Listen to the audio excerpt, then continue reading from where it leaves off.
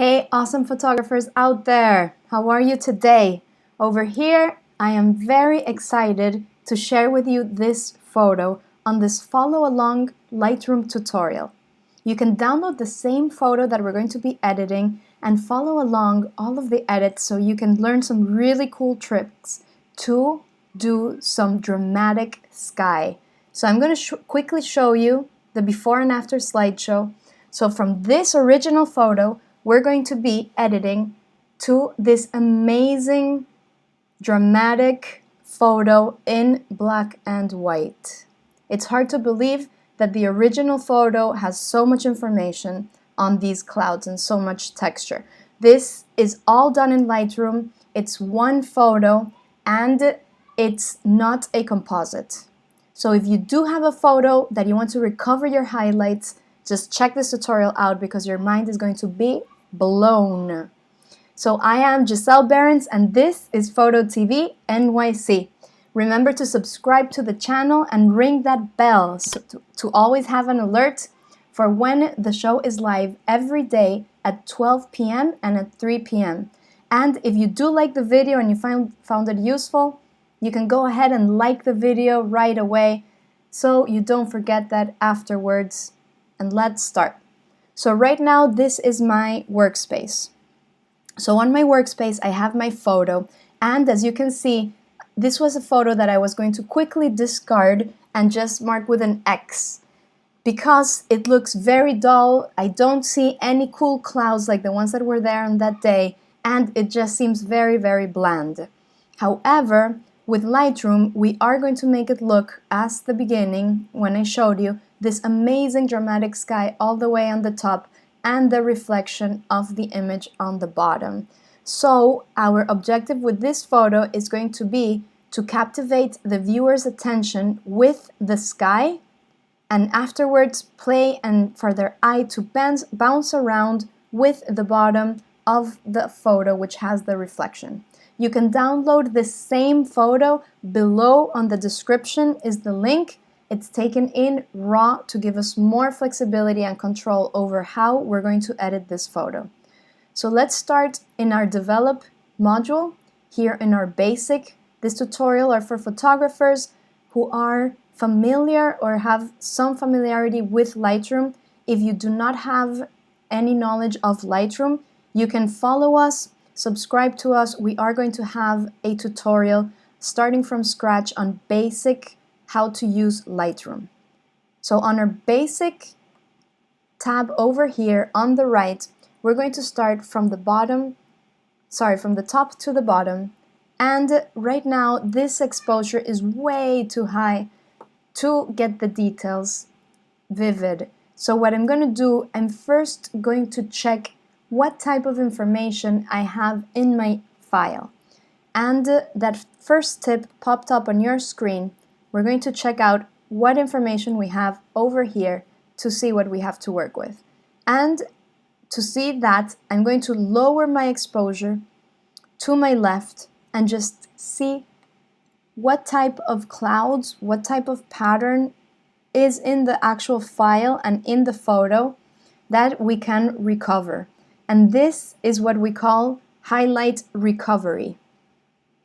So I'm going to just reset the exposure by double-clicking on the word exposure and then subtly bringing it down to have enough information on my clouds to play around with. And I think around here, I'm satisfied with this exposure. Now I'm going to go down to contrast and I'm going to augment my contrast just to make some rich blacks because I do want this part of the photo to be a main focal point together with the dramatic sky that we're going to be creating. After we went and we did the contrast and the exposure, we are going to jump down to our presence. So the second tip of the day is mid-tone contrast. And what that means is really that we're going to give contrast in those mid-tones, not the shadows and not the highlights, but especially the midtones. Because if you see this photo over here, the top part is all midtones. It doesn't have shadows.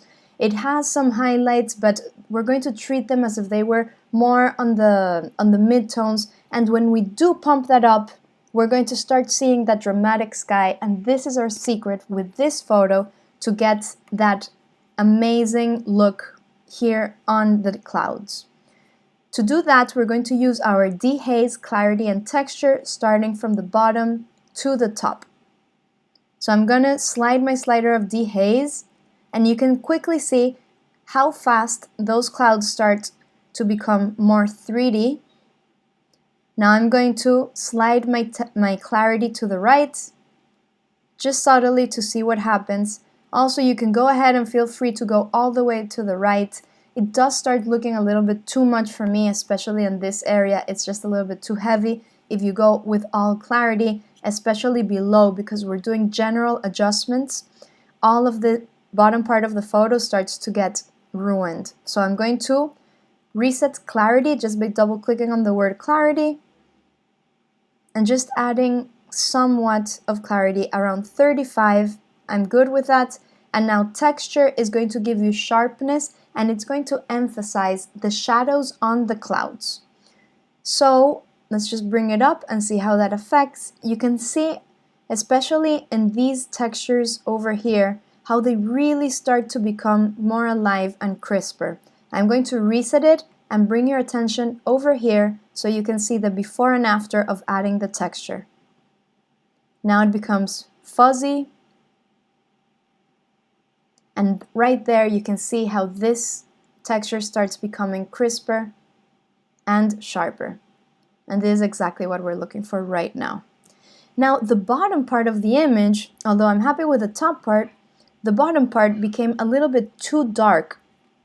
So what we're going to do, our third tip of the day, is that we're going to do some masks. And the masks, your hotkey to bring them up is letter M, as in masks. So you can press that M on your keyboard, and that's going to be the hotkey to bring up the masks. And with the masks, we're going to reset our exposure, pump it up to around 1.5, and just slide this mask for it to have a very, very soft feathering effect at the bottom. If you do it too harsh, you're going to see over here and over here the difference of the exposures. Now when I look at this, the exposure is way too high, so in my slider, I'm going to go to the left just to reduce somewhat this exposure and bring some balance to it. Now I'm also going to augment a little bit my shadows because I feel that this area went a little bit too dark as I was exposing and adjusting the images for the sky. You can also adjust the image for the bottom part of the photo and then adjust the sky. Either way, the end result is the same. So I'm going to just open up my shadows just a little bit, and I think around there I'm good. Now I'm going to go to dehaze just to bring up some texture and some mid-tone contrast. That was our previous tip. Clarity and some texture as well. Okay, so I'm going to press our hotkey M again to close up the masks, and I want to see what's going on here with my image. I see some noise, so if you press your hotkey I, you're going to be able to see in what ISO this photo was taken. If you're following along with us, again, you can download this image on the below link and follow along, or you can use your own. But either way, if you press I twice, you're going to have your ISO over here, and it was 200. Now, even though my ISO was pretty low, the reason that we're having a lot of grain is because this was a compact camera I took the photo with. So I did take it in RAW. I did a good job because of that. You guys should also be trying to take your images in RAW because it gives us much more flexibility when we want to recover highlights and shadows. And we're going to go down over here to our details to remove some of that noise. To remove noise, you do want to be zoomed in at 100%, and for that you're going to press your hotkey Z as in zoom.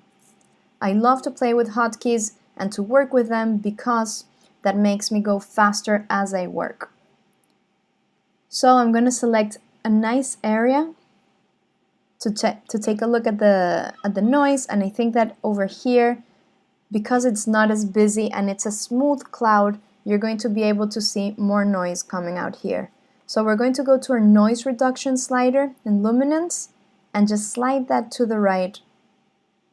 I usually go between 20 to 30 for a regular photo, up to 400 ISO, and right there you can see the difference. I'm going to toggle off and on. You can toggle off and on this small box over here right next to detail on the tab, and just take a look at the image, and you can see over here how you have some noise that's starting to break up the image, but when we denoise the photo, it starts to become smoother and more as one element.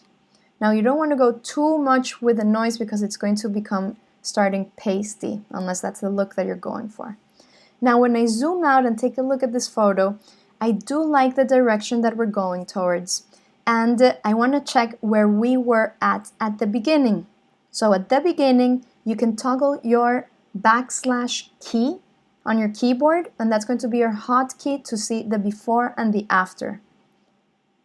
So if you go ahead and do that, you're going to see that this was the original photo, which looks completely overexposed, it's overblown, there's no information on the highlights, and it looks just like whatever photo that was taken on a small boat when you were in a little lake in some place in the world. This particular place was Brazil, in Sao Paulo. So if we go back to where we are at right now, you can start seeing that this same image becomes alive with the few adjustments that we have done. So I take a look at this photo, and I do feel that there's some funkiness with the colors going around. I see so much green over here, I see so much blue over here. I'm going to try to go to my basic and to my white balance, which is going to correct that coolness and the warmth, and see what happens. I'm going to go a little bit warmer. Now if I go warmer, then the bottom goes a little bit too green. Right, let me just do that again so you guys can see right there. And the clouds are okay, but I'm really not very happy with the colors of this photo. So I'm going to decide to do this photo in black and white, because I also saw some errors on the colors over here going on over here. If you can take a look, it looks like a rainbow effect, and I'm really not appreciating that much. So there's two ways that we can go about this. The first step that we can do is go to our lens correction and see if these colors are being caused by chromatic aberration. So you can go to the first check mark under the profile tab and just check that out and see if this helps us with the colors and with this rainbow effect. And it's really not helping us that much. If you can toggle it on and off, if it was chromatic aberration, it would immediately disappear. There are some manual tools as well that you can use to play around with, but for now I'm not satisfied with remove chromatic aberration, so I'm just going to uncheck that, and I'm going to go back to basic. Now the second way that we have that we can correct these colors is just by selecting them and going to black and white.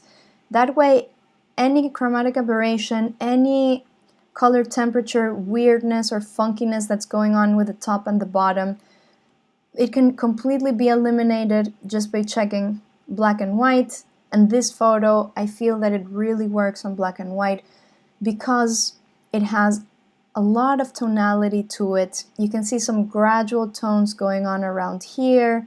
On the shadows, you also have some gradual tones. I like how this island is darker while we still have some detail in it. We don't want it to be too blocky. And I like this horizon line over here just really delimiting the difference between the sky and between this beautiful lake. So now that I decided to do black and white, we are going to go back to masks, and remember to just press that M for a hotkey.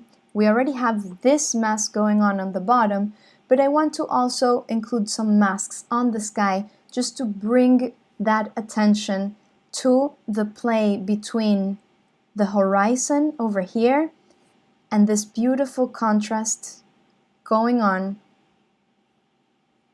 the lake here and on the sky here, which has a symmetrical pattern.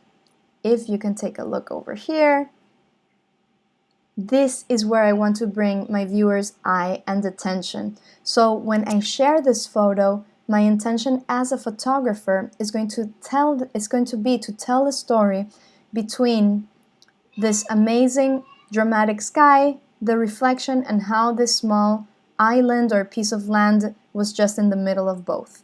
So we're going to go to our effects and just double click on that effect word to make sure that all of our sliders are zeroed down, and I want to close up any light leak on the corners if there is any. So I can see some especially going on this corner over here. So my first mask is going to be from the upper left corner towards the center, and just eliminate some brightness, and you can play around with the exposure and see what happens if you do go lower and if you go higher. So what's going on right now is that Lightroom is really diminishing the exposure of the upper left hand corner, but it's diminishing the exposure in a balanced level, meaning that 100% of the pixels are being affected the same way. If we do want to add some drama to the sky, as I said before, our secret is going to be contrast, and especially contrast on the midtones. The way that we're going to get this contrast on the midtones is by adjusting the dehaze, the clarity, and the texture. So I'm going to start adjusting some dehaze over here, adding some clarity, adding some texture, and then it went a little bit too dark, so I'm going to recover some of my exposure on this area, and now you can see how the darks are starting to become a little bit darker, and the highlights are just becoming a little bit darker, but they're maintaining just keeping that contrast in between the midtones, so that the patterns and the texture of the clouds can start popping out. We can also go to the shadow slider and just see what type of effect that has. Because there are no shadows on the clouds, you can see that the effect is very, very subtle. If you blink, you'll miss it, but it's so subtle that it really doesn't affect it. So I'm just gonna double click shadows and leave it in 0. Now I'm going to make a new mask and cover this area. And again, I did that by dragging the mask from the corner towards the center, and you can adjust the angle by dragging when you have your little arrows appear on your cursor. Now a little tip and trick is that the closer you are to the dot, the harder it's going to be and the faster that your angle is going to change. So you really want to be as far as you can when you do change that angle in your mask. And I think around here is okay. This went definitely too black and too dark for me, so I'm going to reset the exposure. I'm going to augment my shadows because I want the top right to balance out with the top left. I don't want one to be heavier than the other. Now that I finished with these masks, I'm going to hit K, and this K is going to bring us to our paintbrush. K is that hotkey over there, and in the paintbrush, I'm going to reset our effects. I always reset my effects to make sure that I have control over the adjustments that I'm doing, and I'm going to augment it because this cloud went just a little too dark for me, and it's overpowering my sky. So I want to balance it out, as I mentioned before, and just have a balanced play of the patterns and of the texture of the clouds on the top. So I'm going to start right there and just paint in on the shadows light. La la la, we're playing that we're Rembrandt. And when we are done, you can actually press your O, which is your hotkey to show the masks, and you can see exactly where the mask is and which pixels are being affected by your adjustments. And this pink area is exactly where I want the adjustments to lighten up and open up the shadows in the clouds is. So I'm going to press O again, and then I'm just going to play around with the exposure and see where I'm happy at. I do want it to be a little bit darker because that's exactly how the moment was when I was there, but I don't want it to be too dark. So I think around here I'm happy. I'm going to close my paintbrush by pressing K again, and I'm just going to step back. I'm going to do a tab shift. So tab shift, which is the hotkey that just popped up on your screen, is going to hide all of the tools which are on your left, on your right, and on the bottom. So I'm going to press Shift and Tab at the same time. Whoop. Shift and Tab at the same time, and your image is going to become as large as possible within your window of Lightroom. Now when I'm here, I like to take a look and be a spectator, put myself in my viewer's shoes, and see what's going on. For me right now, my eye, and naturally our eyes always gravitate to where there's more brightness in the photo, where there's more light. So I feel that around this area is where there's the most light, but my eye continues to maybe just escape over here because really there's nothing delimiting that light and stopping your eye from leaving the photo. So what's going to happen is that your viewer is going to start seeing it and say like, oh yeah, that's cool, it's a really cool sky, but I'm going to hit next. What you really want is to add some shadows over here just to keep your brightness playing around in this area that was the one that we delimited from the beginning that we want our main area to be. So I'm going to press again Tab and Shift. I'm going to go back to my tools, and I'm going to go to my paintbrush K, and with a nice big brush, the hotkey to make your brush larger is your right bracket. So take a moment to just locate it on your keyboard, and you're going to just augment the size of this brush because we want it to be a very soft adjustment. I'm going to double click on my effect word, exposure around -1 or -1.3, and just paint in these shadows over here to trap the eye of our viewer and make sure that it does not leave. There we go. Now it's interesting because I have a light leak over here which is fooling my eye to jump from here to here.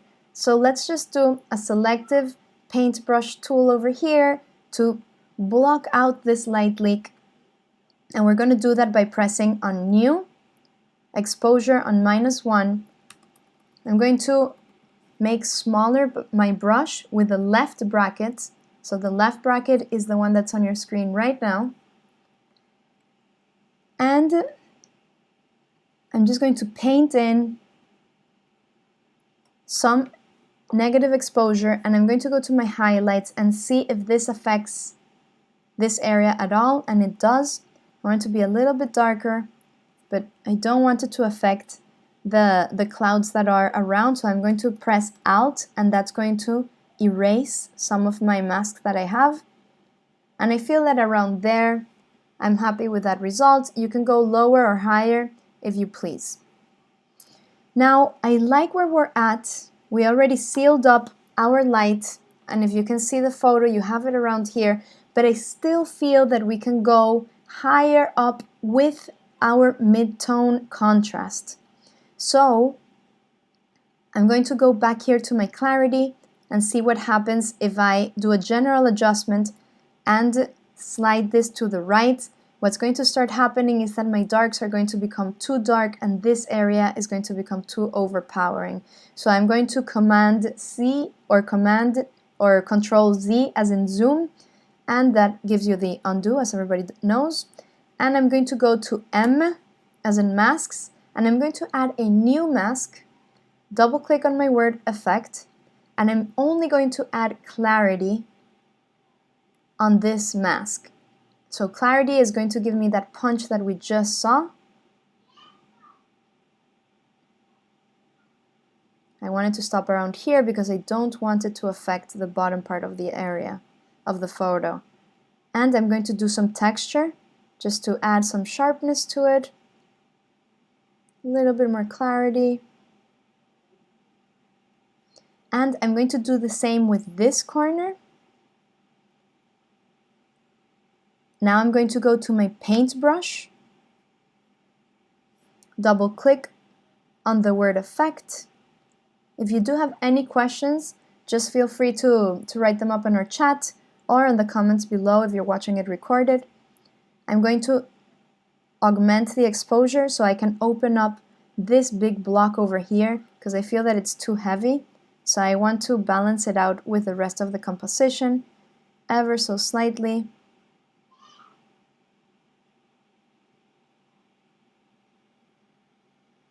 I'm going to close this up, add a little bit of contrast because I do want some punchiness to it. Zoom in to make sure I have some information on this area because I want to make sure that I don't lose this information, and it is there. And I'm pretty satisfied with my photo. If you want to go the step further and clean the lake so it looks as a cleaner look and as a cleaner reflection, if we go 1:1 on our zoom, we're going to see that there's so many specks over here that look like pieces of bark, pieces of plants that are just floating around. If it doesn't bother you, then that's it for you. That's awesome. If you do want to remove them, you can use your hotkey Q as in Queen, and that's going to take us to our healing spot tool, or you can press this icon over here on your screen to the upper right.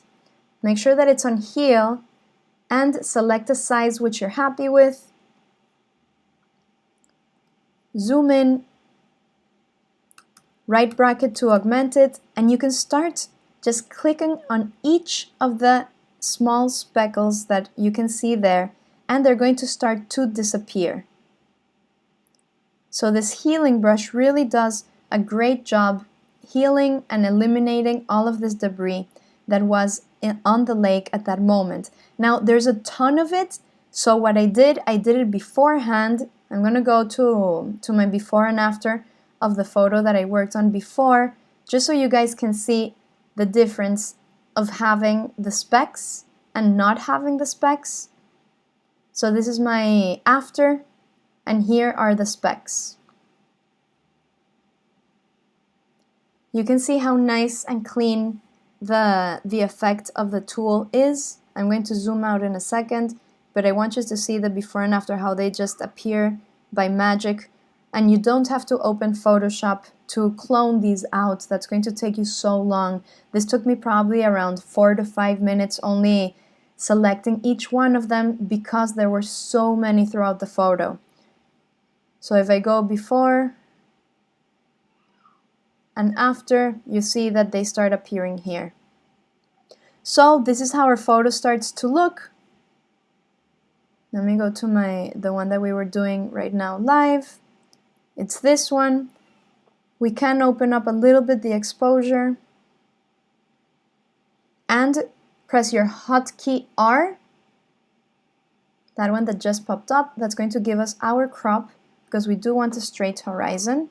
To get a straight horizon, if you do have a nice and clean horizon on your photo, you can grab your ruler, which is right next to the word angle, and drag that through the horizon Afterwards, just click enter and see if you're happy. For me, for some reason, this part seems to be a little bit higher up and this part seems to be a little bit lower down.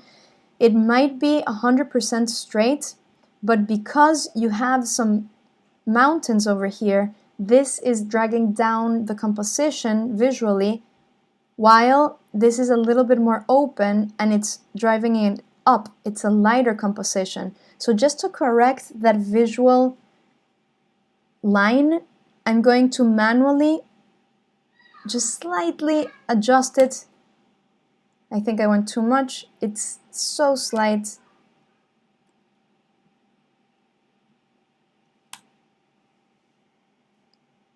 I feel that around there is okay. And you can play with it around as much as you want because Lightroom is a non-destructive process for your photos. And you can see how the before and after looks on your screen.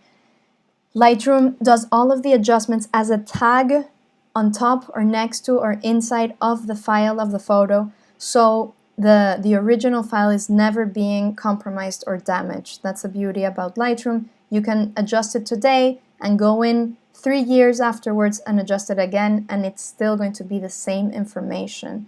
Always please do remember to take your photos in RAW if you are able to. This is going to give us much more flexibility to recover the highlights, recover the shadows, and give us more control over the photo. That is what we ultimately want as photographers and as storytellers. So if you did like and you did find this tutorial helpful, please be sure to subscribe, share the word, and like that photo. It helps me and it helps you guys because I can do these tutorials for free and we can all learn together. I'm very much looking forward to see what the community can create. Any feedback, leave it below on the description under the comment area. Thank you so much, photographers, for joining. Peace out and have a great day.